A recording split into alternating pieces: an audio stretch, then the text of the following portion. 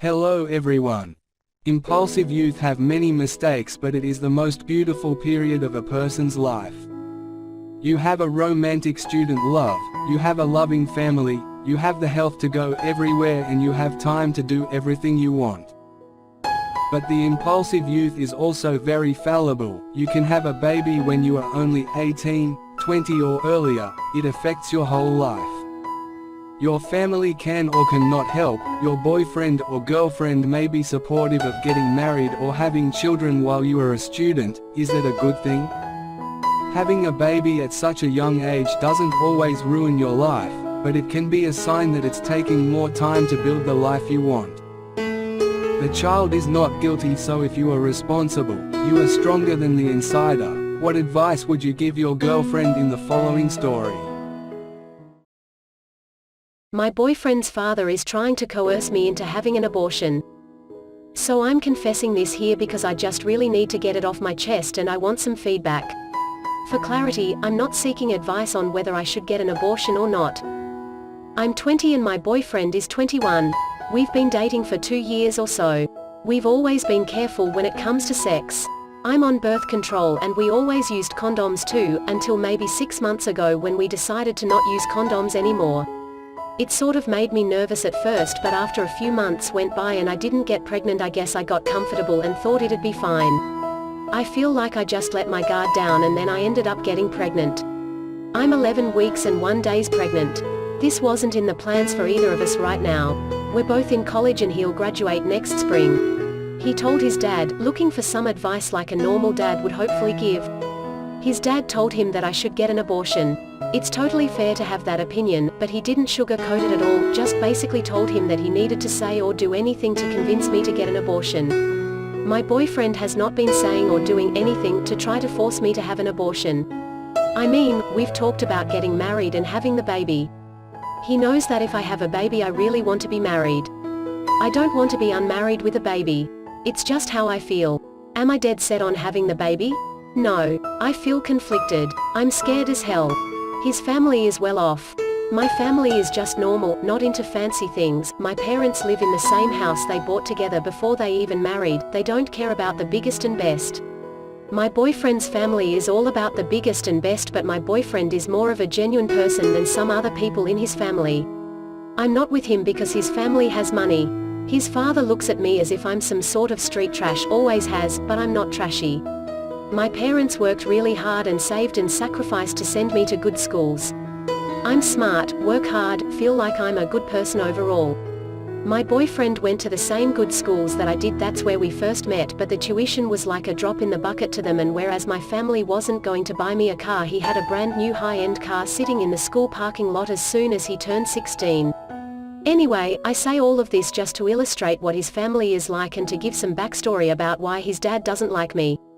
I've never done anything wrong, never hurt his son, never asked for money. So anyway, I was at work the other day and one of my coworkers came to tell me there was some man in the office asking for me.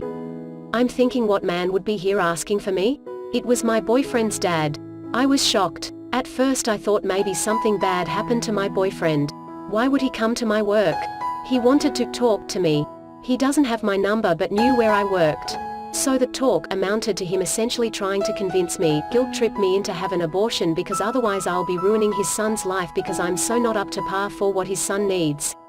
If I don't get an abortion, then he'll make sure I don't marry his son and I'll eventually be a single mother that nobody will want, ruining my own life and dreams. Oh, how kind of him to consider my life and dreams. He wants to pay for me to get an abortion and to go a few hours away to do it, and told me I can tell my boyfriend that I decided to get an abortion on my own or that I had a miscarriage, whatever I want. I don't know if I should tell my boyfriend what happened. I hope he'd believe me, but what if he doesn't? I knew his dad didn't really like me, but I never expected him to do something like that. Maybe I should just never speak to him again and run far away from this relationship and that family altogether. I know the things his dad said about me stands true, but it's left me feeling horrible about myself anyway.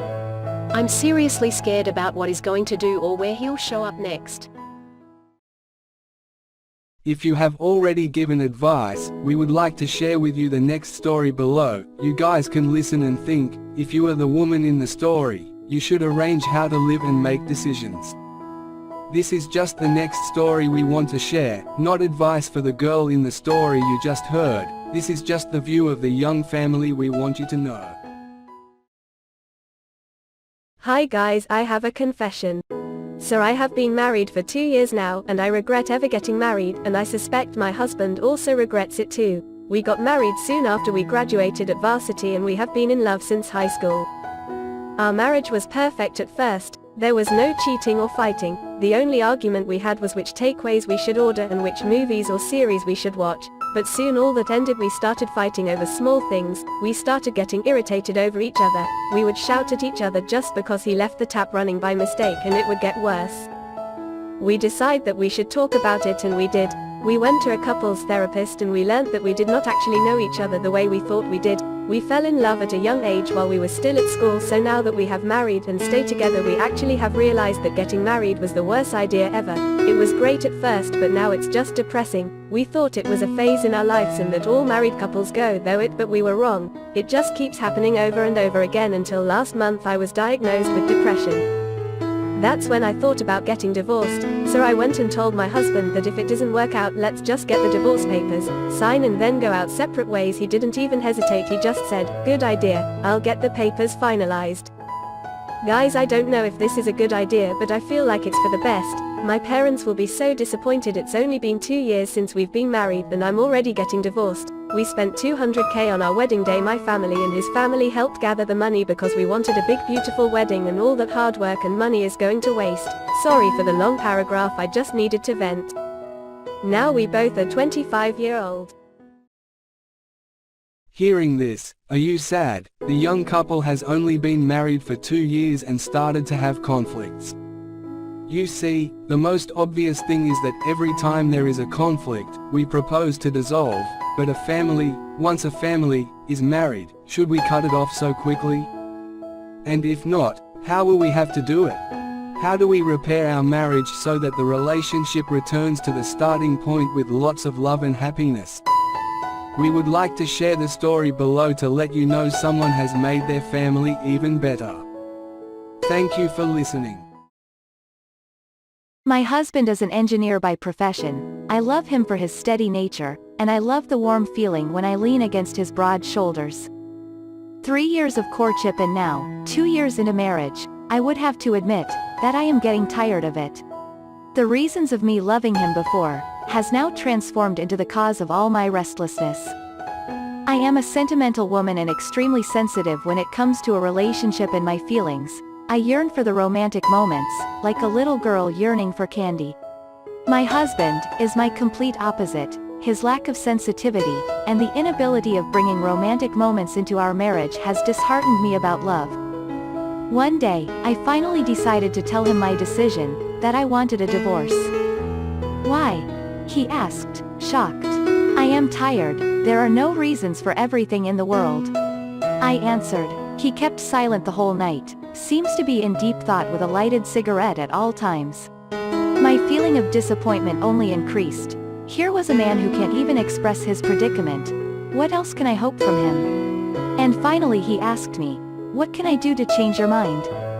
Somebody said it right. It's hard to change a person's personality, and I guess I have started losing faith in him. Looking deep into his eyes, I slowly answered, "Here is the question. If you can answer and convince my heart, I will change my mind.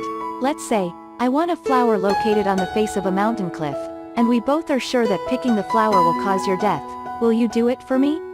He said, "I will give you your answer tomorrow." My hopes just sank by listening to his response. I woke up the next morning to find him gone, and saw a piece of paper with his scratchy handwriting, underneath a milk glass, on the dining table near the front door, that goes, "My dear, I would not pick that flower for you, but please allow me to explain the reasons further." This first line was already breaking my heart. I continued reading. "When you use the computer you always mess up the software programs, and you cry in front of the screen. I have to save my fingers so that I can help to restore the programs. You always leave the house keys behind, thus I have to save my legs to rush home to open the door for you.